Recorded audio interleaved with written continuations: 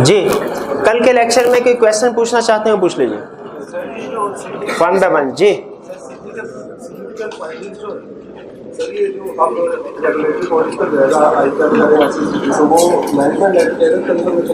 नहीं, जो as communication करनी है रेगुलेटरी अथॉरिटीज को, फॉर एग्जांपल या एससीसीपी को या आईकैप को, तो याद रखिए वो ऑडिटर करता है कम्युनिकेशन। ऑडिटर की रिस्पॉन्सिबिलिटी है ये मैटर कम्युनिकेट करना उनको, मैनेजमेंट की नहीं। ठीक है, ऑडिटर अलग से कम्युनिकेशन करेगा, वो मैनेजमेंट लेटर नहीं देगा। और कोई क्वेश्चन? जी क्वेश्चन पूछिए।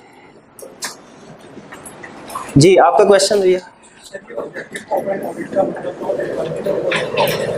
ऑब्जेक्टिव ऑफ एन ऑडिट का मतलब होता है कि उसका मकसद क्या है, पर्पस क्या है। वो जो पर्पस होता है बेसिकली ऑडिट का या ऑडिटर का पर्पस, ठीक है, वो रीजनेबल एश्योरेंस ऑब्टेन करना है। ठीक है, वो जो बेनिफिट्स या एडवांटेजेस है वो तो रोल में आ जाते हैं कि रोल क्या है उसका, इंपॉर्टेंस क्या है ऑडिट की उसमें। जी और कोई क्वेश्चन? प्रीमाइस ऑफ ऑडिट, दोबारा क्वेश्चन पूछिए। अगर वो प्रीमाइस ऑफ ऑडिट पूछता है हमसे तो क्या हम मैनेजमेंट रिस्पॉन्सिबिलिटीज लिखेंगे?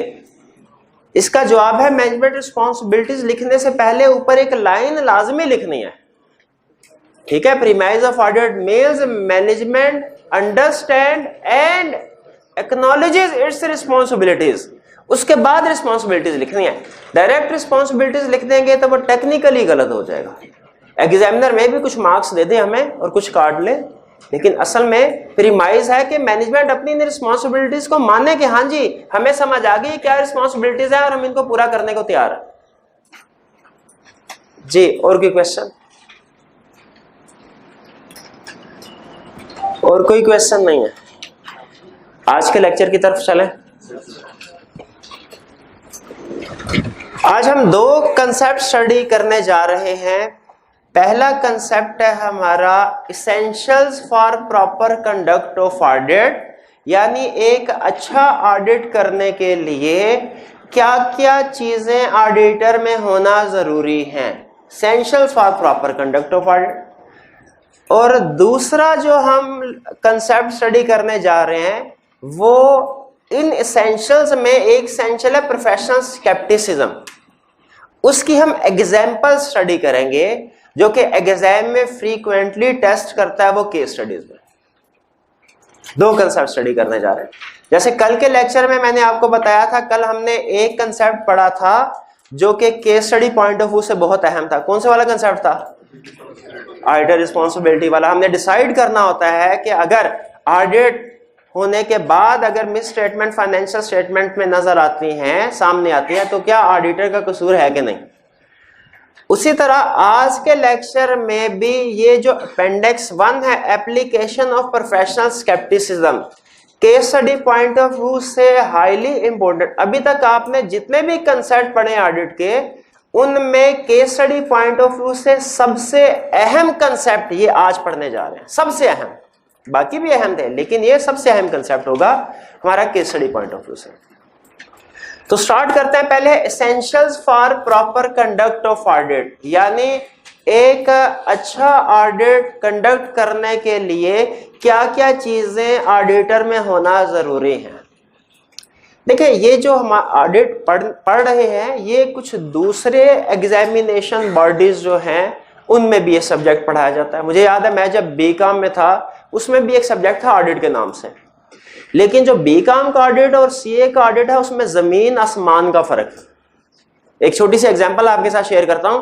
यही concept essentials of proper conduct of audit, क्या ऑडिटर में क्या चीजें होना जरूरी हैं, बीकॉम में भी था। उसमें टीचर हमें कैसे समझाया करते थे, वो कहते थे भाई जो खूबियां कायदे आजम में है वही खूबियां ऑडिटर में भी होनी चाहिए। चलें कंसेप्ट खत्म। अब हमें खुद पता चल जाता था हमने एग्जाम में क्या लिखना है। उसे हमेशा सच बोलना चाहिए, टाइम पे आना चाहिए, असूल परस्त होना चाहिए और बाकी दूसरी जो चीजें भी आप सोच सकते हैं। लेकिन याद रखें, हम जो भी ऑडिट पढ़ते हैं ये ऑडिटिंग स्टैंडर्ड्स के मुताबिक पढ़ते हैं। ऑडिटिंग स्टैंडर्ड्स कहते हैं इन चीजों से कोई फर्क नहीं पड़ता ऑडिटर किस वक्त आता है किस वक्त जाता है, ठीक है, उसे सिगरेट पीने की आदत है या नहीं है, इन चीजों से कोई फर्क नहीं पड़ता। कहता है हमारे लिए ऑडिटर में ये 3 चीजें होना जरूरी है। दुनिया के जिस ऑडिटर में ये 3 चीजें हैं वो तो अच्छा ऑडिट कर लेगा। अगर इनमें से कोई एक चीज भी मिसिंग है आप अच्छा ऑडिट नहीं कर सकेंगे। वो 3 चीजें कौन सी हैं? वो है professional judgment, professional skepticism, independence. Professional judgment, professional skepticism, independence. दुनिया के हर ऑडिटर में ये 3 चीजें होना लाजमी है। एक भी चीज मिसिंग होगी ऑडिट नहीं हो पाएगा सही। तो अब वन बाय वन हम पढ़ते हैं कि प्रोफेशनल जजमेंट किसे कहते हैं, प्रोफेशनल स्केप्टिसिज्म क्या है और इंडिपेंडेंस क्या चीज। सबसे पहले प्रोफेशनल जजमेंट। प्रोफेशनल जजमेंट क्या है? कहता है professional judgment is the application of cumulative audit knowledge, experience and training.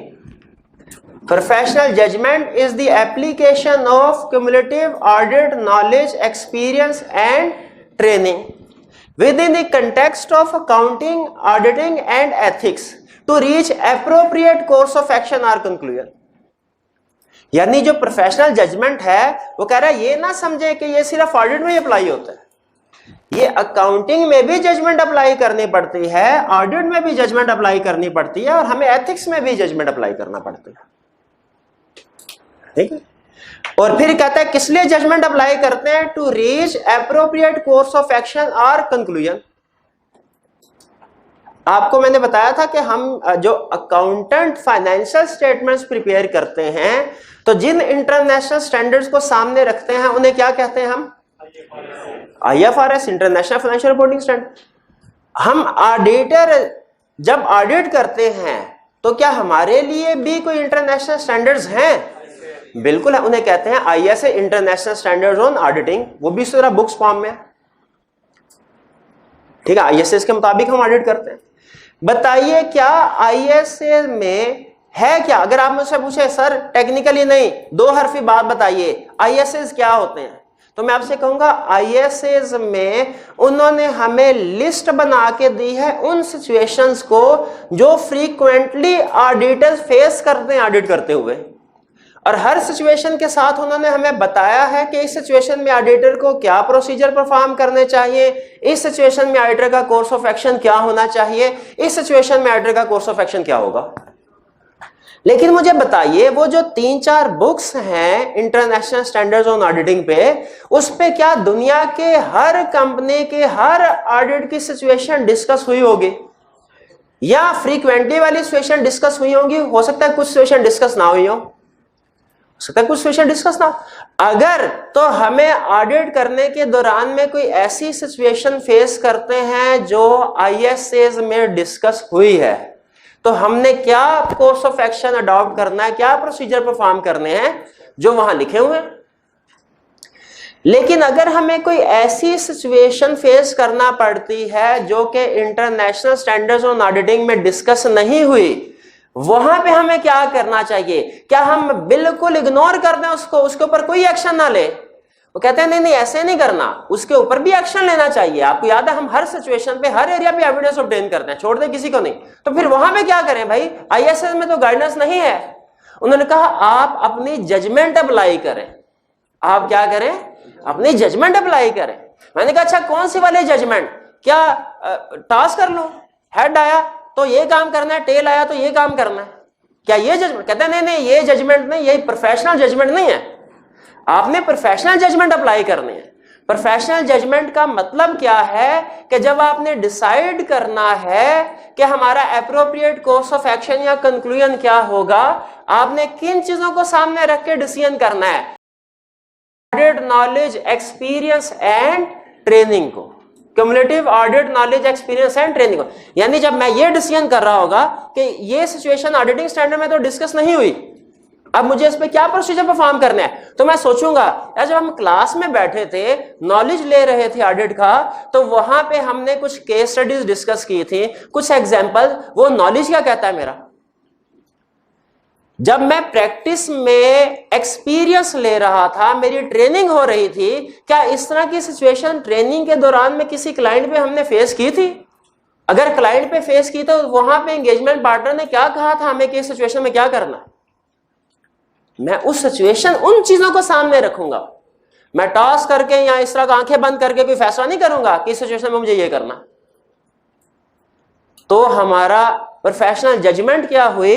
Conceptually, अगर मैं आपसे कहूं टेक्निकल वर्ड्स में नहीं, आसान अल्फाज में बताइए प्रोफेशनल जजमेंट क्या है, आप क्या कहेंगे? सर, जब हमें आईएसएस में गाइडेंस अवेलेबल नहीं है किसी इशू के ऊपर, तो वहां पे हमने क्या करना है? अपने नॉलेज से ये डिसाइड करना, ये है प्रोफेशनल जजमेंट। लेकिन एग्जाम में अगर वो 2 या 3 मार्क्स के साथ पूछ लेता है कि प्रोफेशनल जजमेंट को डिफाइन कीजिए, हम क्या कहेंगे? हम कहेंगे professional judgment is the application of cumulative audit knowledge, experience and training within the context of accounting, auditing and ethics to reach appropriate course of action और कंक्लूजन। जजमेंट, प्रोफेशनल जजमेंट की definition clear हो गई? आगे चलते हैं। Next, professional scepticism क्या है? Professional scepticism क्या है? स्केप्टिसिज्म का डिक्शनरी मीनिंग होता है शक शुबा करना। भाई कौन शक करेगा? शक शुबा ऑडिटर करेगा। किस पे करेगा? क्लाइंट पे, मैनेजमेंट। क्या करेगा शक? कि फाइनेंशियल स्टेटमेंट में मिस स्टेटमेंट हो सकती है, हो सकती है। हम जब वो मैथ स्टार्ट पढ़ते थे तो हमारे टीचर हमें एक एग्जांपल दिया करते थे। वो कहते थे अगर आप टास्क करें 100 टाइम्स और 100 टाइम्स हेड आए, 101वीं दफा जब टास्क करेंगे हेड आएगा या टेल? 100 दफा हेड आया। हाँ, कंसेप्ट ये था कि 50-50 है, कुछ भी आ सकता है।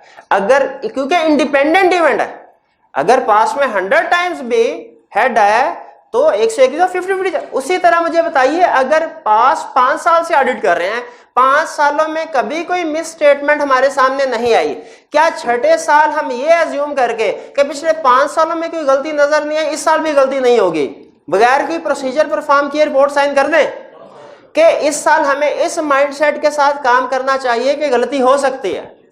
बिल्कुल गलती हो सकती है। ठीक है, ये माइंडसेट रखना, शक करना कि फाइनेंशियल स्टेटमेंट में मिस स्टेटमेंट हो सकती है, इसे कहते हैं प्रोफेशनल स्केप्टिसिज्म। ठीक है, कहता है प्रोफेशनल स्केप्टिसिज्म क्या है? सुनिए, professional scepticism is an attitude, ये मेंटल एटीट्यूड का नाम है, ये कहीं नजर नहीं आएगा।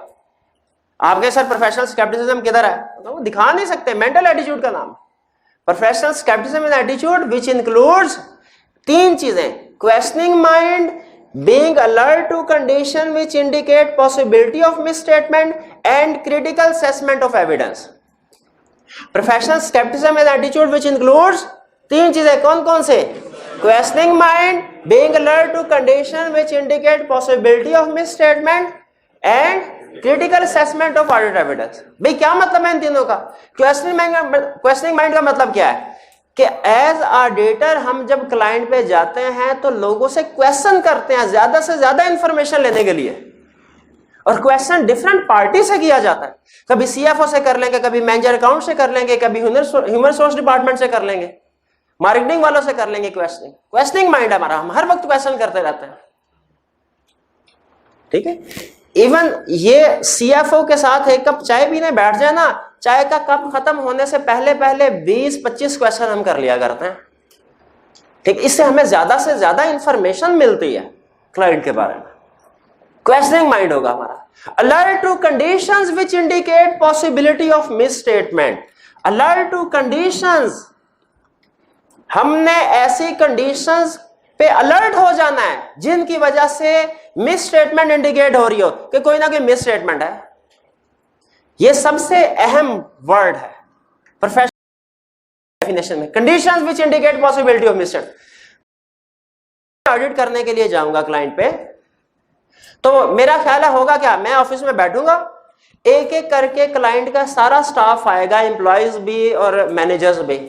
और आगे मुझे बताते जाएंगे सर मैंने ये एरर किया है, मैंने ये फ्रॉड किया, मैंने ये एरर किया, मैंने ये फ्रॉड किया। ऐसे होगा क्या?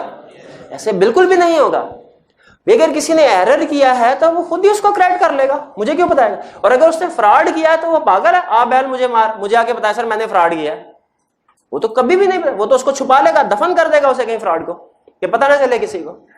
तो याद रखें, हमें जो अगर फाइनेंशियल स्टेटमेंट में मिस स्टेटमेंट है, हमें क्लाइंट खुद से नहीं बताएगा, हमें आइडेंटिफाई करनी होगी। और हम कैसे आइडेंटिफाई कर सकेंगे? अगर हमारा माइंडसेट ऐसा होगा, प्रोफेशनल स्केप्टिसिज्म होगा, तो फिर हम आइडेंटिफाई कर सकेंगे मिस स्टेटमेंट को, वरना मिस स्टेटमेंट को आइडेंटिफाई नहीं कर सकेंगे। अब अगली जो बात मैं करने जा रहा हूं, आपको लगेगा शायद मैं झूठ बोल रहा हूं, लेकिन ये कंसेप्ट जो है जाहिरी तौर पे ऐसा नहीं, लेकिन बिल्कुल ऐसा होता है। आपको पता है फाइनेंशियल स्टेटमेंट्स में डिफरेंट एरियाज होते हैं। मिस स्टेटमेंट किसी भी एरिया में हो सकती है, सेल्स में भी हो सकती है, डेटर्स में भी, क्रेडिटर्स में भी, परचेज में भी, पेरोल में भी, लायबिलिटीज में भी, कहीं पे भी हो सकती है। ऑडिटर जब ऑडिट करने के लिए जाता है तो वो पूरी फाइनेंशियल स्टेटमेंट्स और पूरे बिजनेस का चक्कर लगाता है। क्लाइंट का जहां हेड ऑफिस है, गोदाम वगैरह है, पूरे बिजनेस का चक्कर लगाएगा, क्वेश्चनिंग वगैरह भी करता रहता है, लोगों से सवाल पूछता रहता है ताकि उसे समझ आए हो क्या रहा है।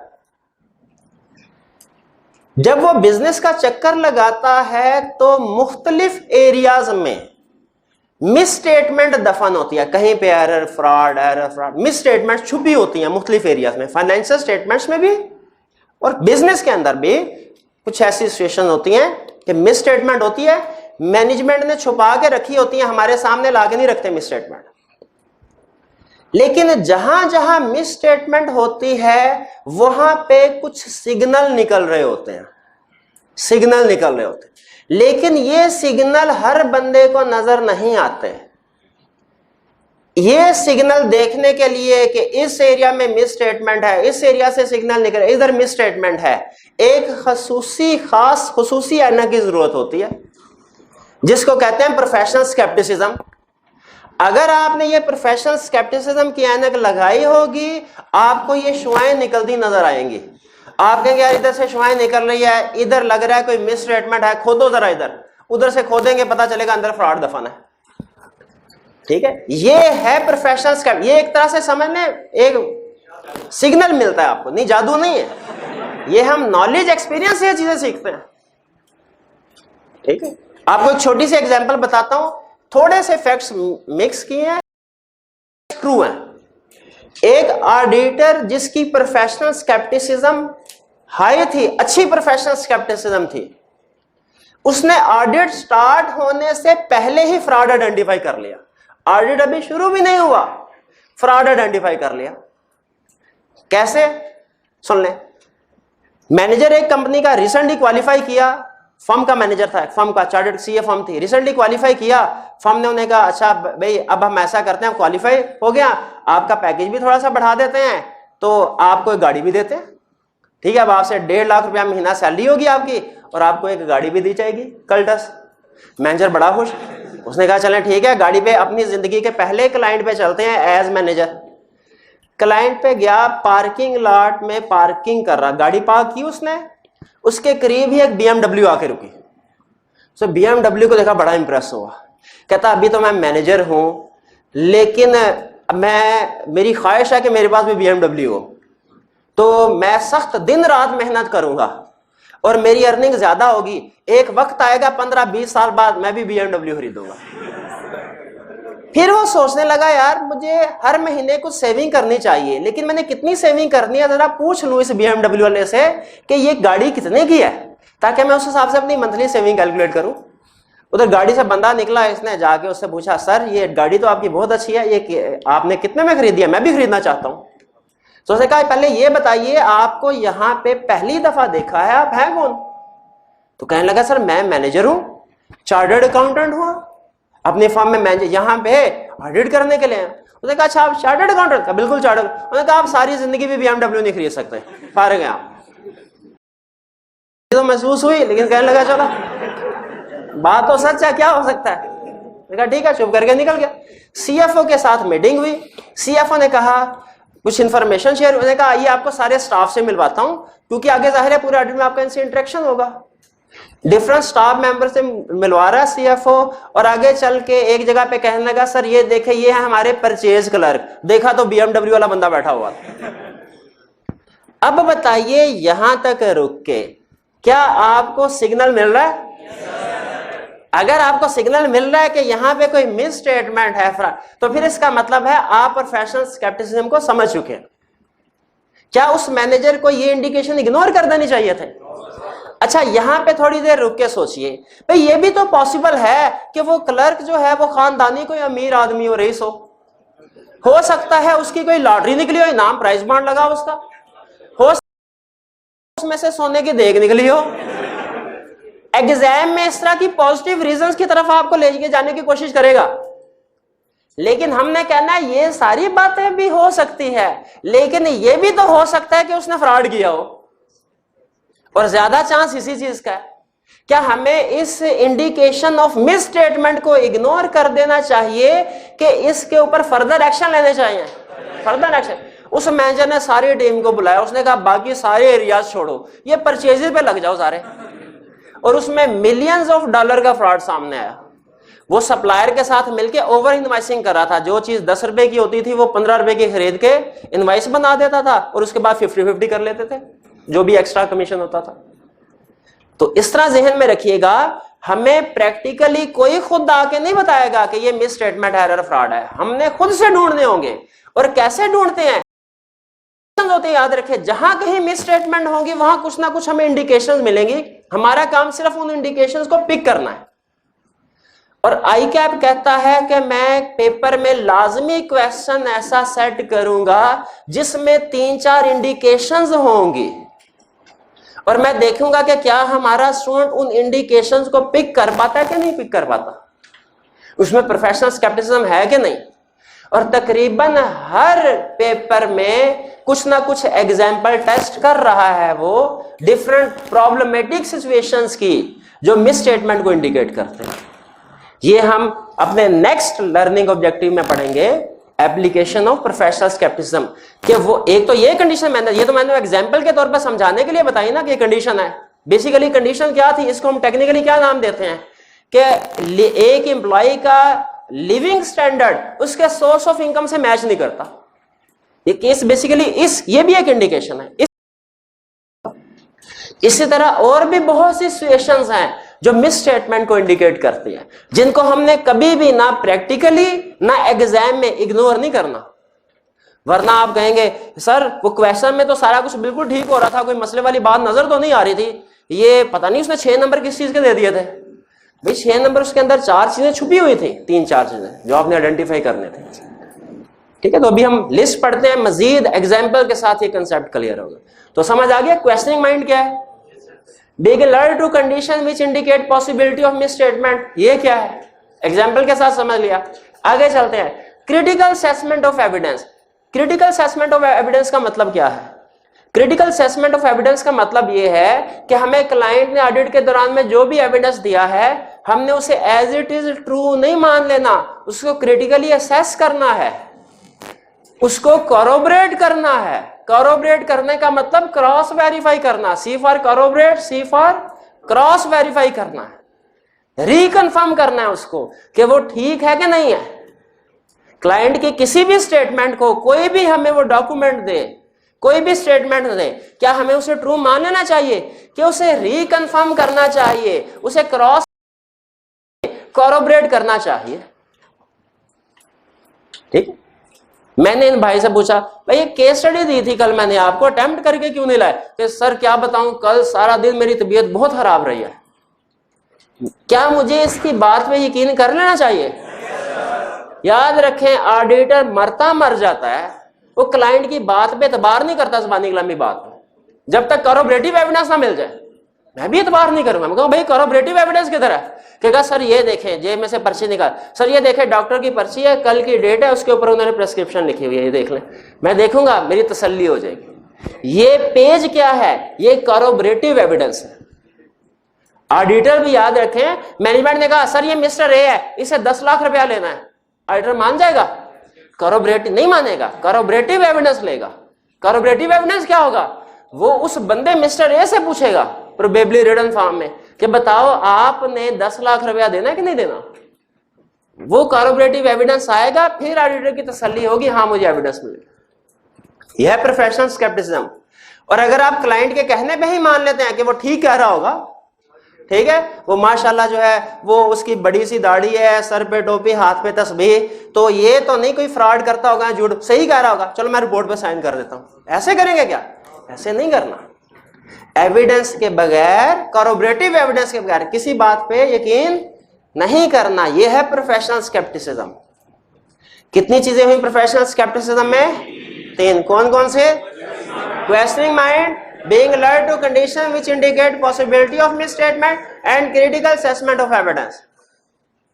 अच्छा, 3 पॉइंट प्रोफेशनल स्केप्टिसिज्म के थे, 3 प्रोफेशनल जजमेंट के थे, लेकिन स्केप्टिसिज्म के याद किए, जजमेंट के भूल गए। प्रोफेशनल जजमेंट के क्या पॉइंट थे? Professional judgment, application of cumulative audit knowledge, experience and training within the context of accounting, auditing and ethics to reach appropriate course of action or conclusion।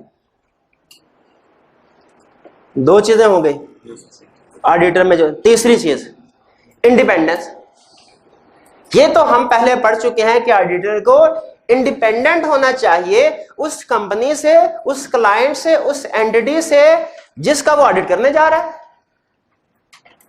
Independence से मुराद है कि उसे, उसका, ऑडिटर का और क्लाइंट कंपनी के दरमियान में कोई फाइनेंशियल रिलेशनशिप नहीं होना चाहिए, कोई पर्सनल रिलेशनशिप नहीं होना चाहिए, कोई एम्प्लॉयमेंट रिलेशनशिप नहीं होना चाहिए।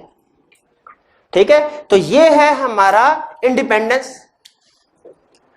अब मैं आपसे कुछ क्वेश्चंस पूछता हूं, आपने मुझे बताना है कि क्या इन सिचुएशन में ऑडिटर इंडिपेंडेंट है कि नहीं है, और प्रोबेबली वो किस कैटेगरी से रिलेट कर रहा है। ये किस कैटेगरी से रिलेट कर रहा है, ये यूं ही मैंने आपसे पूछ लिया। मतलब असल चीज ये आइडेंटिफाई करना कि क्या इन सिचुएशन से इंडिपेंडेंस इफेक्ट हो रही है कि नहीं।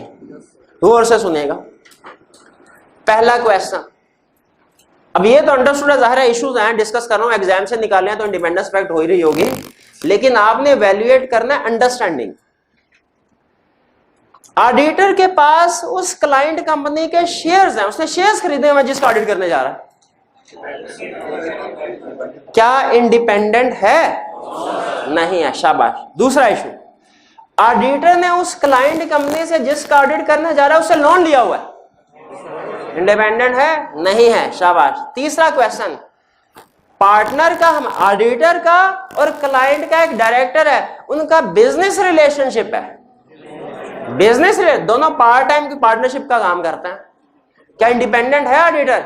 इंडिपेंडेंट नहीं है। ये एग्जांपल्स थी फाइनेंशियल की। आगे चलते हैं, पर्सनल रिलेशनशिप।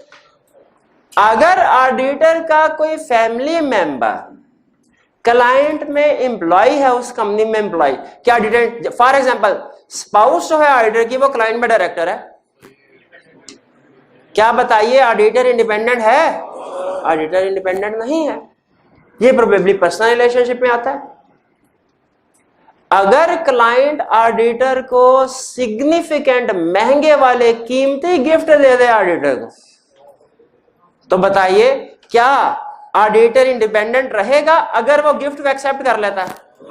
बिल्कुल बिल्कुल, ठीक है, बिल्कुल याद रखें, हमने गिफ्ट एक्सेप्ट नहीं करना है, ऑडिट के बाद भी नहीं करना। ऑडिट के बाद आपको गिफ्ट देगा ही नहीं, वो कहेगा भाई जाओ भागो। ठीक है, वो जापान की एक कहावत है कि मुफ्त की चीजें बड़ी महंगी पड़ती हैं, तो याद रखें मुफ्त की चीजें हमने नहीं। अब जाहिर है क्लाइंट से आप सिग्निफिकेंट गिफ्ट एक्सेप्ट करेंगे, कल को क्लाइंट भी हमसे फेवर मांगेगा, सर मिस स्टेटमेंट है, इसको कहीं छुपा ले, ठीक है, हमें उसकी बात भी माननी पड़ेगी। तो इसी तरह नेक्स्ट एक और एग्जांपल, लॉन्ग एसोसिएशन। ये इंटरेस्टिंग एग्जांपल है। लॉन्ग एसोसिएशन कहते हैं किसको है? भाई ऑडिट हमारा टीम मेंबर है, उसको हमने पहले साल ऑडिट करने के लिए भेजा, 3-4 महीने उधर रहा, ऑडिट करके आ गया। अगले साल हमने फिर उसी को भेज दिया ऑडिट करने के लिए, 3-4 महीने में ऑडिट करके आ गया। हमने कहा यार तुम तो एक्सपर्ट हो गए हो, तीसरे साल भी उसी को भेज दिया। चले यहां तक बात समझ आती है। चौथे साल भी उसको भेजा, पांचवें साल भी उसको भेजा, छठे, सातवें, आठवें, नौवें, 10 साल हो गए। ऑडिटिंग स्टैंडर्ड कहते हैं भाई जरा रुक जाए, हमारी सिर्फ एक बात सुन लें। शुरू में जब पहले साल आपने भेजा ना, शायद उस वक्त इसका कोई रिलेशनशिप नहीं था क्लाइंट के साथ, लेकिन साल साल से जब आप लोगों से मिल रहे होते तो इंसान है ना, ह्यूमन नेचर है, एसोसिएशन हो जाती है।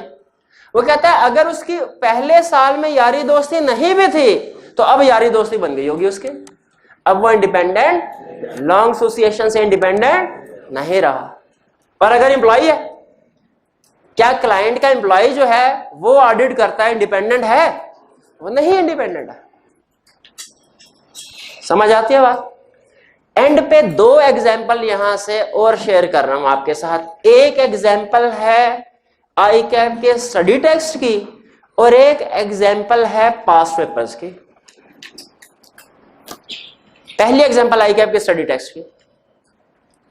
उसने कहा कि हमारी ऑडिट टीम में एक ऐसा टीम मेंबर है जिसकी एंगेजमेंट क्लाइंट के डायरेक्टर की बेटी से हुई है। अब बताइए कि क्या ये इंडिपेंडेंट है टीम? क्या हमारी टीम इंडिपेंडेंट है? हमारी टीम इंडिपेंडेंट नहीं है। दूसरी एग्जांपल सुने। अब ये एग्जांपल थोड़ी सी टेक्निकल है, पास्ट पेपर से उठाई। क्या इसमें सिर्फ आपने इतना बताना है ऑडिटर इंडिपेंडेंट प्रोबेबली है कि नहीं। क्लाइंट ने ऑडिटर से कहा सर आप ऐसा कीजिए, हमारी फाइनेंशियल स्टेटमेंट्स भी आप बनाइए और उसके बाद उन फाइनेंशियल स्टेटमेंट्स का ऑडिट भी आपने करना है। बताइए क्या ये प्रपोजल एक्सेप्ट किया जा सकता है? हम कहेंगे नहीं कर सकते भाई। अगर खुद ही फाइनेंशियल स्टेटमेंट बनाए तो खुद ही उसको कैसे चेक कर सकते हैं? वो तो हम तो चेक नहीं करेंगे, हम तो कहेंगे भाई हमारे हाथ से बनी है सारी चीजें तो ठीक ही होंगी। ये तो ऐसे ही हुआ, मैं आपका ऑडिट का टेस्ट लूं केस स्टडीज का और आपसे कहूं खुद ही चेक कर लो, पता चले सबके पूरे नंबर है, सब एक्सपर्ट है केस स्टडी में। ऐसे होगा ना, अपने काम में गलती नजर नहीं आती, यहां तो गलती नजर नहीं आएगी, और अगर नजर आएगी भी तो हम दूसरों को नहीं बताते। इसीलिए क्या हमें खुद ही फाइनेंशियल स्टेटमेंट्स क्लाइंट की प्रिपेयर करके खुद ही ऑडिट करना चाहिए? नहीं करना चाहिए। हम सेलेक्ट करेंगे भाई दोनों में से एक काम करना है, या तो फाइनेंशियल स्टेटमेंट प्रिपेयर कर लें, ऑडिट कोई और करे, या हम ऑडिट कर लें फाइनेंशियल स्टेटमेंट। तो इंडिपेंडेंस वाली बात क्लियर हो गई। आखिरी कंसेप्ट, छोटा सा बल्कि इंफॉर्मेशन है, ये कंसेप्ट नहीं है। ऑडिटर को इंडिपेंडेंट होना चाहिए, ठीक है। इंडिपेंडेंट होने के लिए उसने क्या क्या काम करना है, क्या क्या काम करने चाहिए, किन चीजों से उसको बचना चाहिए। याद रखिए इंडिपेंडेंस से रिलेटेड जो रिक्वायरमेंट्स है ना, कि ऑडिटर ने क्या करना है क्या नहीं करना इंडिपेंडेंट होने के लिए, ये 2 जगहों पे लिखी हुई है। कितनी जगह पे? एक कंपनीज एक्ट 2017 में, ये एससीसीपी ने इशू किया, और दूसरा कोड ऑफ एथिक्स में। ये कोड ऑफ एथिक्स जो है ये आईकैप और आईफैक ने मिलकर इशू किया। तो इंडिपेंडेंस से रिलेटेड रिक्वायरमेंट कितनी, ये अभी हमने रिक्वायरमेंट पढ़ी नहीं है, तो आपको सिर्फ उसका इंट्रो दिया है कि ये इंडिपेंडेंस भी कोई चीज होती है दुनिया में। अब इंडिपेंडेंट होने के लिए हमने क्या काम करने हैं और किन चीजों से बचना है, ये सारी चीज कंसेप्ट्स कितनी जगह पे लिखे हुए हैं? किस किस जगह पे? कंपनीज एक्ट में। जरा गैस कीजिए हमें किसको पूरा कर, किसकी रिक्वायरमेंट को पूरा करना है? दोनों की रिक्वायरमेंट को, दोनों की रिक्वायरमेंट को। क्लियर हो गई बात? चलिए यहां पे लर्निंग ऑब्जेक्टिव हमारा कंप्लीट होता है। आपके पास 3 मिनट है, इसकी रीडिंग कर लीजिए।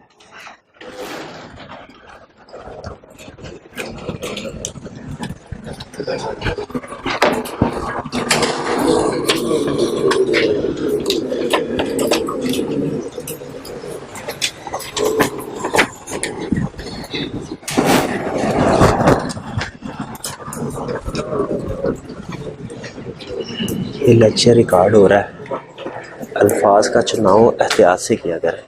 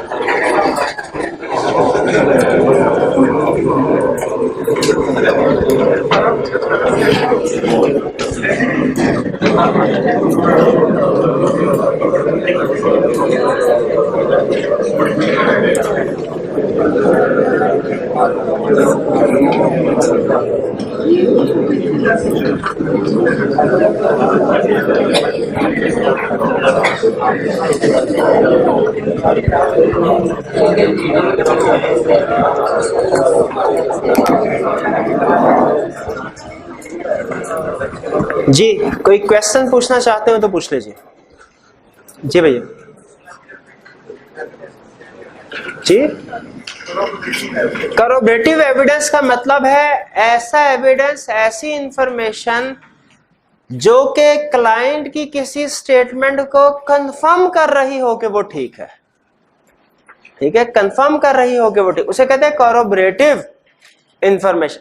जैसे अगर क्लाइंट ये कहता है कि मेरे बैंक में 50 लाख रुपया पड़ा है, बैलेंस शीट में उसने 50 लाख का बैलेंस शो किया, क्या हमें उसकी ये बात मान लेनी चाहिए? नहीं, हमें कोई ऐसा एविडेंस, ऐसी इंफॉर्मेशन ऑब्टेन करनी चाहिए जो क्लाइंट की इस बात को कंफर्म कर रही हो, फिर मानेंगे। और वो क्या होगी? Bank statement. Bank statement कॉरोबरेटिव evidence है, ऐसा एविडेंस जो क्लाइंट की किसी स्टेटमेंट को कंफर्म कर रहा हो, या बैलेंस शीट, फाइनेंशियल स्टेटमेंट की किसी अमाउंट को कंफर्म कर रहा हो कि वो ठीक है। Corroborative means confirming evidence. ठीक है, कंफर्मिंग एविडेंस। जी, और एग्जांपल मैंने दी थी कि अगर मैं इनसे पूछता हूं कि बताइए आपने असाइनमेंट क्यों नहीं की, और ये कहते हैं सर मैं बीमार था, तो इनके पास कॉरोबरेटिव एविडेंस क्या होगा? वो डॉक्टर का मेडिकल सर्टिफिकेट होगा। वो कॉरोबरेटिव एविडेंस, वो इनकी स्टेटमेंट को कंफर्म कर रहा है। ठीक है, तो हमने फाइनेंशियल स्टेटमेंट के हर एरिया को का कॉरोबरेटिव एविडेंस ऑब्टेन करना है, जिससे हमें पता चले कि ये सही है कि गलत। जी हाँ, प्रोफेशनल स्केप्टिसिज्म का third point critical assessment of evidence. इसका मतलब ये है कि क्लाइंट हमें जो भी इंफॉर्मेशन देगा, हमने उसे एज इट इज ट्रू नहीं मानना, असेस करना है, वैल्यूएट करना है, चेक करना है कि वो सही है कि नहीं। ठीक है, जैसे फर्ज कीजिए क्लाइंट ने हमें ये कहा कि हमारा इस साल सैलरीज एक्सपेंस इसलिए बढ़ गया है क्योंकि नए एम्प्लॉयज हायर किए हैं, डेप्रिसिएशन एक्सपेंस इसलिए बढ़ गया है क्योंकि नए फिक्स एसेट्स खरीदे हैं। ठीक है, और वो हमें नए जो एम्प्लॉयज आए हैं उनकी सैलरी शीट भी दे देता है, जो नए फिक्स एसेट्स खरीदे हैं उनकी इनवॉइसेस भी दे देता है। क्या हमें इतने को एविडेंस से हमारी तसल्ली हो जानी चाहिए कि हमें इसको क्रिटिकली असेस करना चाहिए कि सही है कि नहीं? क्रिटिकली असेस करना चाहिए, मजीद तसल्ली करनी चाहिए। हम कहेंगे जाके हमें फिजिकली भी चेक करवाओ कि वो फिक्स एसेट्स या वो एम्प्लॉयज मौजूद हैं कि नहीं। क्रिटिकल असेसमेंट ऑफ एविडेंस का मतलब ये है कि जो भी एविडेंस हमें क्लाइंट से मिलता है, हमने उसे दूसरे सोर्सेज से भी कंफर्म करना है कि वो सही है कि नहीं। ठीक, और कोई क्वेश्चन? जी, क्वेश्चन नंबर 12 का second part, briefly describe the order scepticism and elaborate on the response of the audit manager. अच्छा, क्वेश्चन में कहीं वो ये कह रहा है, पिछली कहानी ये चल रही है कि हमारे एक टीम मेंबर ने कहा सर पिछले कई सालों से हम ऑडिट कर रहे हैं, ये बंदे तो ईमानदार है। ठीक है, लेकिन मैनेजर कह रहा है नहीं भैया प्रोफेशनल स्केप्टिसिज्म के साथ काम करो। इसका मतलब यह है कि हमारा जो जूनियर टीम मेंबर है उसका ये ख्याल है कि पिछले कई सालों में क्लाइंट ईमानदार है तो इस साल भी ईमानदार होगा, कोई एरर फ्रॉड नहीं होगा। क्या उसकी ये सोच ठीक है? कहेंगे नहीं भाई, ठीक है, पिछले कई सालों में भाई इंसान है, हमारा दिल एक दिन में 7 दफा जो है वो बदलता है, हमारे ज़हन में वो चीजें ख्यालात आते रहते हैं। हो सकता है पिछले सालों में जो मैनेजर था, क्लाइंट पे जो एम्प्लॉइज थे, उन्हें कोई फाइनेंशियल प्रॉब्लम ना हो, इस साल को फाइनेंशियल प्रॉब्लम फेस कर रहे हैं जिसकी वजह से वो फ्रॉड कर रहे हो। तो याद रखें हमारा हर ऑडिट जो है वो इंडिपेंडेंट होता है पिछले सालों से। तो हमने उसमें इस क्वेश्चन में 4 मार्क्स हैं, 2 हिस्से हैं। एक में तो उसने कहा है कि स्केप्टिसिज्म को डिफाइन करो, ऑडिट स्केप्टिसिज्म। अच्छा, स्टूडेंट कहने लगा सर ये आउट ऑफ सिलेबस क्वेश्चन आ गया, क्या ऑडिट स्केप्टिसिज्म तो आपने पढ़ाया ही नहीं। ऑडिट स्केप्टिसिज्म आपने तो प्रोफेशनल स्केप्टिसिज्म पढ़ाया था, वो क्वेश्चन मैंने ऑडिट स्केप्टिसिज्म पूछ लिया। मैंने कहा भैया आई कैप की आदत है, कंसेप्ट वही होता है, अल्फाज थोड़े चेंज कर देता है। तो ऑडिट स्केप्टिसिज्म का मतलब क्या है? Professional scepticism. आप छोटी छोटी बातों में परेशान हो जाते हैं, पहले ही घबराए बैठे होते हैं, इस तरह की चीज सामने आ जाती है, आप कहते हैं फैसला हो गया भैया अगली दफा देंगे। ऐसे नहीं करना, थोड़ा सा सोचना है, परेशान नहीं होना। अगर आपने क्लासेस सारी ली हैं, सिलेबस कंप्लीट किया है, तो याद रखें एग्जाम में इंशाल्लाह कोई एक क्वेश्चन भी ऐसा नहीं होगा जो आपने कवर ना किया हो। हाँ, फिर इस सिचुएशन में आई कैप आपको ट्रैप करने के लिए क्या करेगा? वो सेम कंसेप्ट डिफरेंट वर्ड्स में टेस्ट करेगा, जिससे स्टूडेंट को लगे कि ये क्वेश्चन उसको नहीं आता। ठीक है, तो आपने इससे परेशान नहीं होना। प्रोफेशनल प्रोबेबली 3 नंबर इसके होंगे शायद। और फिर कह रहे हैं रिस्पॉन्स भी बताओ ऑडिट मैनेजर का, कि एलैबोरेट करें, क्या ऑडिट मैनेजर ठीक कह रहा है? हम कहेंगे बिल्कुल ऑडिट मैनेजर ठीक कह रहा है, ऑडिट पिछले साल से इंडिपेंडेंट, इस साल उसे प्रोफेशनल स्केप्टिसिज्म के साथ ऑडिट करना चाहिए, क्योंकि पिछले सालों में अगर कोई मिस स्टेटमेंट नहीं थी, ये इस बात का एविडेंस या गारंटी नहीं है कि इस साल में मिस स्टेटमेंट नहीं होगी। इस साल मिस स्टेटमेंट हो सकती है, हमें इसी माइंडसेट के साथ जाना चाहिए। क्लियर होगी भाई? आपने सिर्फ उसमें कहना है कि जी मैनेजर ठीक कह रहा है और आगे एक आधी स्टेटमेंट दे दीजिएगा प्रोफेशनल स्केप्टिसिज्म को के हवाले से कि ये जरूरी है जी। और कोई क्वेश्चन? नेक्स्ट हम चलते हैं, अब एग्जांपल्स शेयर करें। देखिए ये एग्जांपल्स याद करने वाली नहीं है, आपने ये इनकी डेफिनेशन प्रोफेशनल जजमेंट की, प्रोफेशनल स्केप्टिसिज्म की, ये तो याद करनी है।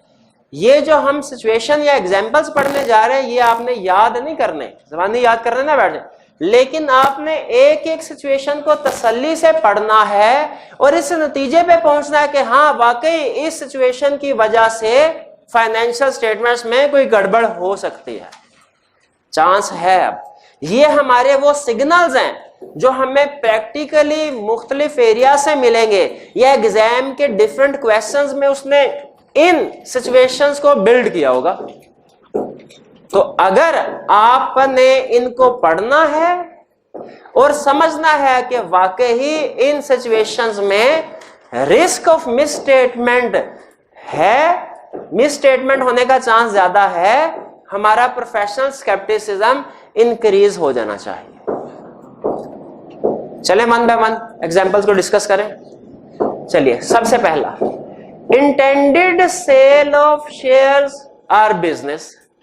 Intended sale of shares or business का मतलब क्या है? वो ये कह रहा है अगर आप जिस कंपनी का ऑडिट करने के लिए जाए, पता चले कि उस कंपनी की जो एग्जिस्टिंग मैनेजमेंट है, एग्जिस्टिंग शेयर होल्डर्स हैं, उन्होंने इस कंपनी को, बिजनेस को या इसके शेयर्स को सेल कर देना है, नेक्स्ट ईयर में सेल कर देंगे, बताइए इससे आपको कोई इंडिकेशन मिलती है कि फाइनेंशियल स्टेटमेंट्स में गड़बड़ होगी? बिल्कुल इंडिकेशन मिलती है। भाई कैसे इंडिकेशन मिलती है? वो इसलिए कि अब अगर ये अपने बिजनेस को और शेयर को सेल करना चाहते हैं तो उधर से जो पार्टी इन शेयर्स को खरीदेगी, बताइए वो मैनेजमेंट और शेयर होल्डर्स तो ये चाहेंगे ना कि ज्यादा पैसे मिले उन्हें शेयर बेचने से, और दूसरी खरीदने वाली पार्टी क्या चीज देख के डिसाइड करेगी कि मैंने प्राइस कम पे करनी है कि ज्यादा? प्रॉफिट को और एसेट्स की वैल्यू को। तो इसका मतलब है इस साल में मैनेजमेंट की एग्जिस्टिंग शेयर होल्डर की कोशिश होगी कि प्रॉफिट और एसेट्स ज्यादा से ज्यादा हों, ओवरस्टेट हो, ताकि उन्हें हाई प्राइस मिले शेयर्स की, बिजनेस की। तो रिस्क है कि नहीं? चलिए आगे चलते हैं, ये क्लियर हो गया। Next, management bonuses are based on financial performance, financial statement. मतलब अगर हमने मैनेजमेंट को, सीएफओ को, सीईओ को कहा हो कि भाई जितना प्रॉफिट होगा 20% आपको बोनस कमीशन के तौर पे मिलेगा, बताइए इंडिकेशन है कि नहीं गड़बड़ की? क्या गड़बड़ हो सकती है? अपना ज्यादा कमीशन या बोनस लेने के लिए मैनेजमेंट प्रॉफिट को ओवरस्टेट करेगी। ये भी समझ आती है बात? चले next, evidence is inconsistent. Inconsistent कब? देखिए हम जो एविडेंस लेते हैं ना, वो एक ही बंदे से, एक ही डिपार्टमेंट, एक ही सोर्स से नहीं लेते, हम डिफरेंट सोर्सेस से एविडेंस लेते हैं। और हो सकता है एक जगह से जो हमें एविडेंस मिला और दूसरी जगह से जो एविडेंस मिला वो आपस में इनकंसिस्टेंट हो। क्या हम सारा एविडेंस सिर्फ विद इन द ऑर्गेनाइजेशन ही लेते हैं या आउटसाइड द ऑर्गेनाइजेशन भी लेते हैं? आउटसाइड द ऑर्गेनाइजेशन भी लेते हैं। दोनों में अगर फर्क हो जाए, इसे कहते हैं इनकंसिस्टेंसी, या इसे कहते हैं कॉन्ट्राडिक्शन, या इसे कहते हैं एक्सेप्शन। 3 लफ्ज है। फर्ज कीजिए हमने सीएफओ से पूछा, सर आपकी कंपनी के खिलाफ कितने केसेस हैं? उसने कहा सर कोई केस नहीं है। हमने कंपनी के लॉयर को लेटर लिखा, कहा बताइए कंपनी के खिलाफ कितने केसेस हैं? उसने कहा एक केस है। अब बताइए दोनों के रिस्पॉन्स में डिफरेंस आ गया। इसको हम क्या नाम देते हैं? Inconsistency, exception, contradiction. अब हमें क्या करना चाहिए? क्या हमें सीएफओ की बात माननी चाहिए कि सीएफओ ठीक कह रहा है? क्या हमें लॉयर की बात मान लेनी चाहिए कि लॉयर ठीक कर रहा है? या हमें फर्दर प्रोसीजर परफॉर्म करके नतीजे पे पहुंचना चाहिए कि कौन सही है कौन गलत है? अहम कंसेप्ट या फर्दर। कुछ स्टूडेंट कहते हैं नहीं सर वकील ठीक कह रहा होगा। नहीं देखिए, हो सकता है वकील ठीक, हो सकता है मैनेजमेंट ठीक कह रही हो। फॉर एग्जाम्पल मैनेजमेंट ने आउट ऑफ कोर्ट सेटलमेंट, आपने पढ़ा होगा बिजनेस लॉ में, अगर सीएफओ ने उस पार्टी के साथ कोई आउट ऑफ कोर्ट सेटलमेंट की बात चला रहा है वो और तकरीबन फाइनल हो गई है, वकील को भी नहीं पता, तो इस सूरत में मैनेजमेंट ठीक है, सीएफओ ठीक है, लॉयर गलत है। यह भी हो सकता है कि केस वाकई चल रहा हो, सीएफओ को पता ना हो, क्योंकि वो जिस बंदे ने केस फाइल किया उसने जो कंपनी के खिलाफ जो लीगल नोटिस भेजा है वो लॉयर के एड्रेस पे भेजा है, सीएफओ को भी नहीं पता। कुछ भी पॉसिबिलिटी हो सकती है। तो जहां कहीं डिफरेंस है हमने क्या करना है? फर्दर प्रोसीजर परफॉर्म करके रिजॉल्व करना। हमने मैनेजमेंट से पूछा कि आपके कितने डायरेक्टर्स हैं? फर्ज कीजिए उन्होंने कहा एक ही डायरेक्टर है, उससे हमने 50 लाख रुपया लेना है। क्या हमें मैनेजमेंट की बात पे एतबार कर लेना चाहिए? कॉरबोरेटिव एविडेंस लेना है। कॉरबोरेटिव एविडेंस लेने के लिए हमने कंफर्मेशन लेटर लिखा उस डायरेक्टर को। कंफर्मेशन लेटर समझते हैं ना, कल समझाया था। जो एक्सटर्नल पार्टीज को कोई इंफॉर्मेशन, क्लाइंट्स की इंफॉर्मेशन लेने के लिए एक्सटर्नल पार्टी को लेटर लिखते हैं, उसे क्या कहते हैं? वो किसको? वो डायरेक्टर को भी भेजा जाता है, किसको? क्रेडिटर्स को भी भेजा जा सकता है, बैंक को भी भेजा जा सकता है। हमारे सिलेबस में ज्यादा एग्जांपल डायरेक्टर्स की हैं। डायरेक्टर को भेजा, उसने कहा मैंने तो 40 लाख देना है। बताइए डिफरेंस आ गया? कितने का डिफरेंस आया? इसको क्या कहते हैं? कॉन्ट्राडिक्शन, इनकंसिस्टेंसी या एक्सेप्शन। हमें यहां पे क्या करना? क्या हमें यह सोचना चाहिए हमारा क्लाइंट ठीक है? क्या यह सोचना चाहिए कि थर्ड पार्टी ठीक है? कि फर्दर प्रोसीजर परफॉर्म करके डिसाइड कंक्लूजन पे पहुंचेंगे कौन सही है कौन गलत है? क्योंकि लॉजिकली देखें, जब दो लोगों में इख्तलाफ होता है तो दोनों में से कोई भी सही हो सकता है, कोई भी गलत हो सकता है। हम जब तक इन्वेस्टिगेट नहीं करेंगे इस नतीजे पर नहीं पहुंच सकते। तो याद रखें, क्वेश्चन में जहां कहीं इनकंसिस्टेंसी आए, आपने फौरन इस कंक्लूजन पे जंप नहीं लगानी कि सर बाहर के लोग ठीक हैं, कंपनी के लोग गलत हैं। नहीं, आपने क्या, बाहर के लोग भी तो गलत हो सकते हैं। ज्यादा चांस सही होता है कि बाहर के लोग ठीक कह रहे होंगे, क्योंकि कंपनी के मैनेजमेंट हो सकता है कि फ्रॉड वगैरह के चक्कर में हो। लेकिन हमने असूली तौर पे कैसे लेके चलना है क्वेश्चन को? हम कहेंगे इनकंसिस्टेंसी है, दोनों में से कोई भी ठीक हो सकता है। हम फर्दर प्रोसीजर परफॉर्म करके इशू को रिजॉल्व करेंगे, इस नतीजे पे पहुंचने की कोशिश करेंगे कि कौन ठीक है कौन गलत है। फर्दर प्रोसीजर के बाद डिसीजन होगा कौन सही कौन, पहले नहीं करना। इनकंसिस्टेंसी वाला कंसेप्ट क्लियर हो गया? आगे चलते हैं। Going concern issues. देखें, जब हम इंडिविजुअल है ना, हमारे घर में खुदा ना खास्ता कोई फाइनेंशियल प्रॉब्लम चल रही है, तो हमारी कोशिश होती है कि दूसरे लोगों को इसका पता ना चलने पाए, दूसरे लोगों के साथ हम नॉर्मली डील करें। इंडिविजुअल की हद तक तो यह बात ठीक है, ऐसे ही होना चाहिए। लेकिन जब किसी कंपनी को कोई फाइनेंशियल प्रॉब्लम्स होते हैं जिसकी वजह से उसका आगे चलना मुश्किल हो जाता है, जिसे हम अकाउंटिंग की लैंग्वेज में कहते हैं companies facing going concern issues, जैसे उसके पास लोगों को पेमेंट करने के लिए पैसे नहीं है, लायबिलिटीज ज्यादा है, एसेट्स कम है, इन्वेंटरीज वगैरह जो उसकी प्रोडक्ट थी वो ऑब्सोलीट हो गई है, डेटर बड़े बड़े डेटर बैंकरप्ट हो गए हैं और बड़े इस तरह के इश्यूज हैं। तो अकाउंटिंग ये कहती है कि कंपनी को चाहिए कि अपने ये इश्यूज छुपाए ना, बल्कि फाइनेंशियल स्टेटमेंट्स में डिस्क्लोज करे, ताकि यूजर इन्वेस्टर अलर्ट हो जाए कि कंपनी किन हालात से गुजर रही है। लेकिन जब हम मैनेजमेंट से कहते हैं तो मैनेजमेंट कहते हैं लो ऐसे ही सर डिस्क्लोज कर दें, ये तो वो वक्त है जब हमें पैसों की ज्यादा जरूरत है, इसमें तो हम ये चाहते हैं कि लोगों को अपनी पोजीशन ज्यादा बेहतर करके दिखाएं ताकि वो ज्यादा पैसे हमें दें। अगर हमने उन्हें गोइंग कंसर्न इश्यूज बताने शुरू कर दिए तो वो तो पैसा वापस निकाल लेंगे। तो जब गोइंग कंसर्न इश्यूज होते हैं तो रिस्क हमारा क्यों इंक्रीज हो जाता है? क्योंकि मैनेजमेंट की कोशिश होती है, अकाउंटिंग की रिक्वायरमेंट है गोइंग कंसर्न इश्यूज को एडिक्वेटली डिस्क्लोज करें फाइनेंशियल स्टेटमेंट में, जबकि मैनेजमेंट की कोशिश होती है कि इन इश्यूज को डिस्क्लोज ना किया जाए, इन्वेस्टर भाग ना जाए। तो बताइए गोइंग कंसर्न की वजह से इश्यूज हैं कि नहीं, रिस्क है कि नहीं? बिल्कुल है। आगे चलते हैं। Significant related party transaction. Related party क्या बताया था ना कल, एसोसिएटेड कंपनीज है। जैसे हम लोग हैं, हमारी रिलेटेड पार्टीज कौन सी हैं? हम नेचुरल पर्सन है, हमारी रिलेटेड पार्टी हमारे बहन भाई वालदैन, हमारी रिलेटेड पार्टीज है। कंपनी के भी रिश्तेदार होते हैं, वो कौन से रिश्तेदार होते हैं? वो उसके associated company, holding subsidiary company, directors वगैरह, वो उसकी रिलेटेड पार्टीज है। रिलेटेड पार्टी के साथ ट्रांजैक्शंस होना रिस्क है, यहां पे ये बता रहा है। क्यों रिस्क है? इसलिए हमने मैनेजमेंट से और मैनेजमेंट कहने लगी सर रिलेटेड पार्टी का होना तो अच्छी बात होती है, ये मुश्किल वक्त में काम आते हैं। हमने कहा ठीक है, तुम्हारे पॉइंट ऑफ व्यू से, बिजनेस पॉइंट ऑफ व्यू से रिलेटेड पार्टी का होना अच्छी बात है, लेकिन ऑडिट पॉइंट ऑफ व्यू से हम ऐसे सोचते हैं कि रिलेटेड पार्टी मुश्किल वक्त में काम आती है, तो उसी तरह रिलेटेड पार्टी फ्रॉड करने में भी काम आएगी। अगर फर्ज कीजिए क्लाइंट ने फाइनेंशियल स्टेटमेंट्स को ओवरस्टेट करना है, फेक एंट्री पास कर दी, डेटर्स डेबिट सेल क्रेडिट। अब अगर डेटर में किसी अनरिलेटेड पार्टी का नाम डेबिट करें तो हम उसको जब लेटर सेंड करेंगे वो तो पार्टी कहेगी सर मेरा तो कोई लेना देना नहीं है, फ्रॉड पकड़ा जाएगा।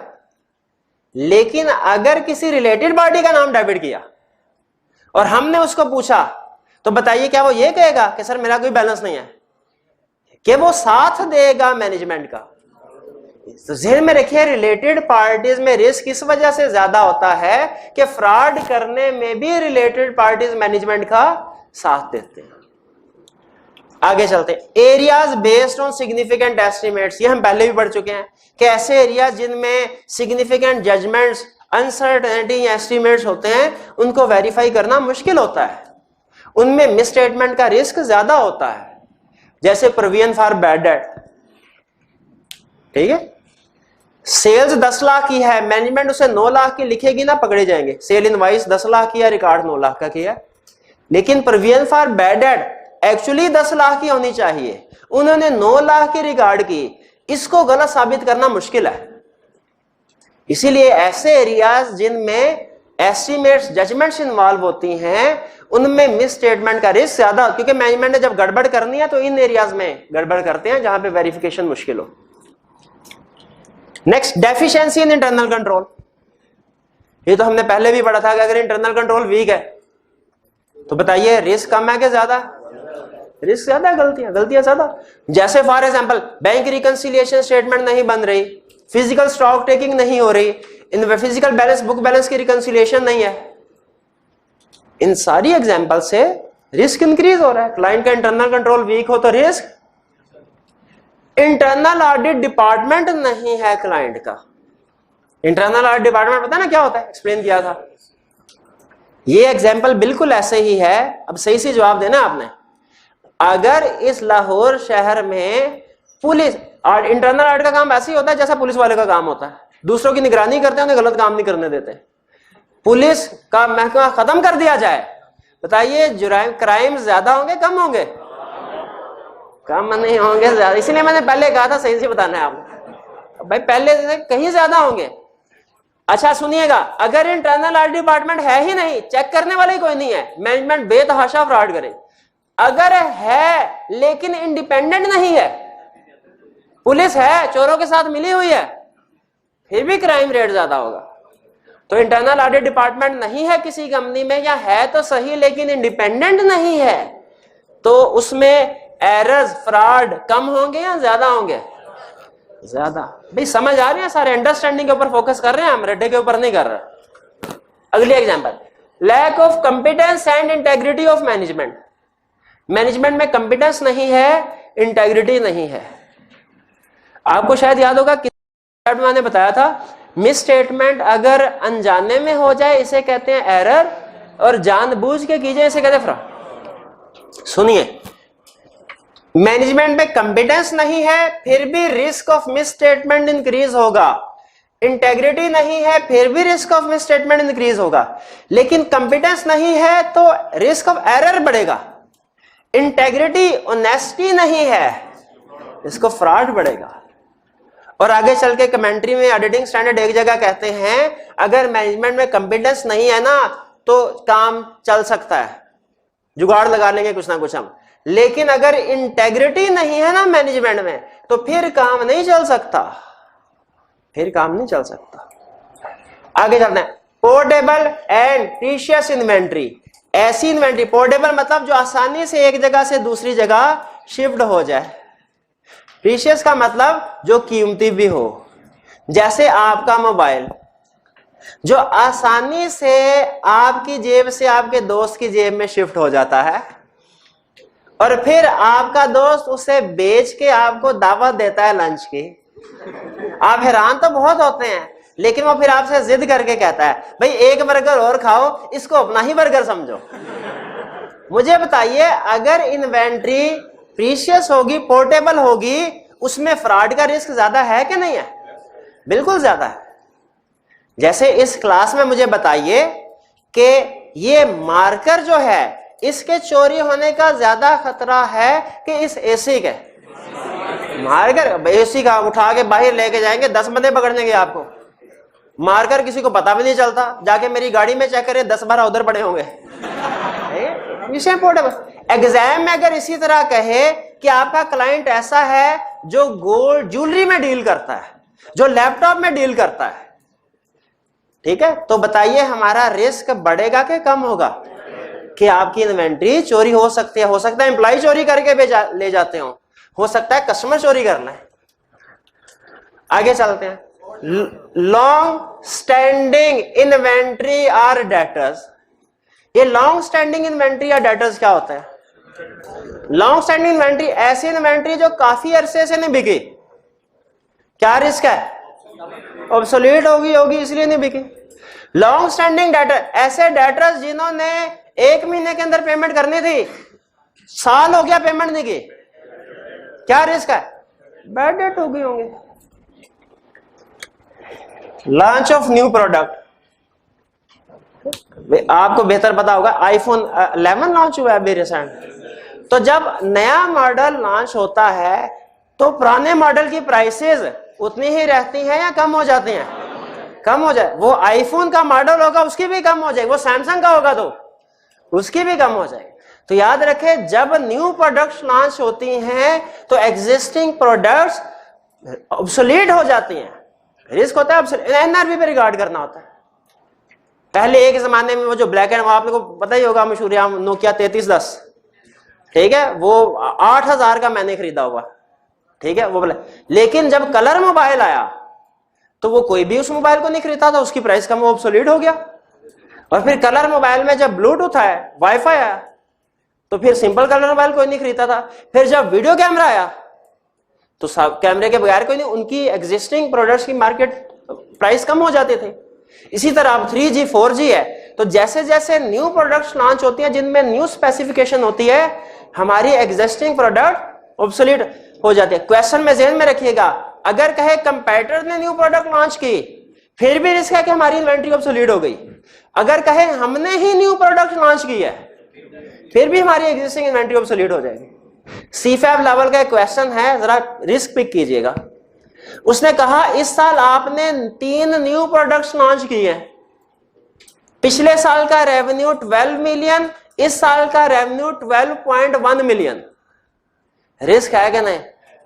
हमने कहा भाई इस साल 3 न्यू प्रोडक्ट्स लॉन्च किया है तो आपका रेवेन्यू तो बढ़ना चाहिए, रेवेन्यू तो तकरीबन उतना ही है। इसका मतलब है न्यू प्रोडक्ट्स मार्केट को अट्रैक्ट नहीं कर सके, ऑब्सोलीट हो गए। तो न्यू प्रोडक्ट्स लॉन्च होने से रिस्क होता है एग्जिस्टिंग प्रोडक्ट्स ऑब्सोलीट हो जाएंगी। डिस्प्यूट विद डाटा, डाटा के साथ झगड़ा हो गया। डाटा क्या कहेगा, भाई आज तुमने मेरे साथ अच्छा सलूक नहीं किया, इसलिए ये जो मैंने पैसे तुम्हें देने थे ये पकड़ो और आइंदा मेरे सामने ना आना। ऐसे करेगा क्या? ऐसे नहीं करेगा। वो कहेगा भाई पैसे देने थे, ले सकते हो तो अब लेके दिखाओ फिर। तो अगर हम डेटर से झगड़ा करते हैं, इसका मतलब क्या हुआ, अब उस डेटर से पैसे नहीं मिलने। पेंडिंग लिटिगेशन, ये तो पढ़ा हुआ हमने, कंपनी के खिलाफ कोई लिटिगेशन पेंडिंग है तो रिस्क होता है कि क्लाइंट ने अगर प्रोविजन रिकॉर्ड करनी है तो प्रोविजन नहीं कर सकेगा, डिस्क्लोज करना है तो डिस्क्लोज नहीं कर सकेगा। ठीक है, क्योंकि क्लाइंट को नहीं पता होगा कब प्रोविजन रिकॉर्ड करनी है, कब डिस्क्लोज करना है। लेकिन हमें तो पता है ना, ये मेरे भाई मुझे बताएंगे 50 रुपया इनाम दूंगा इनको अगर इन्होंने सही बता दिया कि पेंडिंग लिटिगेशन में किस सिचुएशन में प्रोविजन रिकॉर्ड होगी और किस सिचुएशन में डिस्क्लोजर इंक्लूड करना है। लिटिगेशन क्या दिशा हुआ, ऑर्डर तो गयो। लिटिगेशन क्या होते हैं? भैया लिटिगेशन होती है अगर कंपनी के खिलाफ कोई केस फाइल हो गया, अगर ये पॉसिबल एंड प्रोबेबल, अगर आउटफ्लो प्रोबेबल और मेजरेबल है, प्रोविजन रिकॉर्ड करने हैं, और अगर प्रोबेबल या मेजरेबल नहीं है नहीं, मुझे पूरा कॉन्फिडेंस था, मैं ऐसे नहीं 50 रुपए रिस्क में डाल दिया। मैनेजमेंट होल्ड्स मेजॉरिटी शेयर, बस 1 मिनट में आखिरी पॉइंट है। मैनेजमेंट CFO के पास 2-4 शेयर्स हो तो चलेगा काम, खैर है, लेकिन अगर उसके पास मेजॉरिटी ऑफ शेयर्स हो, 60-70% शेयर उसी के पास है, तो फिर रिस्क होता है क्या कि CFO बैठे बैठे अमीर हो जाएगा। कैसे अमीर होगा? वो बैठे बैठे फेक एंट्री रिकॉर्ड करेगा, डेटर डेबिट, सेल्स क्रेडिट, क्योंकि फाइनेंशियल स्टेटमेंट, शेयर जेब में पड़े हैं, फाइनेंशियल स्टेटमेंट साथ में है, फाइनेंशियल स्टेटमेंट में फेक शेयर रिकॉर्ड की, प्रॉफिट ऊपर। जब स्टॉक एक्सचेंज में खबर पहुंची प्रॉफिट ऊपर, तो स्टॉक एक्सचेंज में शेयर की प्राइस क्या होगी, इंक्रीज हो जाएगी। बैठे बैठाए CFO की जेब में जो शेयर्स हैं उनकी प्राइस बढ़ गई, अमीर हो गया कि नहीं हो गया? तो इसीलिए इसमें भी रिस्क है। और सुन लें, आपने घर जाके इन एक एक एग्जाम्पल को ध्यान से पढ़ना और समझना है, फिर कह रहा हूं। और ये ना समझे सिंपल एग्जाम्पल है, ये ICAP के पास पेपर से उठाई हैं, 15 एग्जाम्पल्स हैं, लेकिन अगर आप इनको अच्छे तरीके से समझ लेते हैं तो समझ लीजिए आपने पास पेपर की 30 केस स्टडी प्रैक्टिस कर ली है।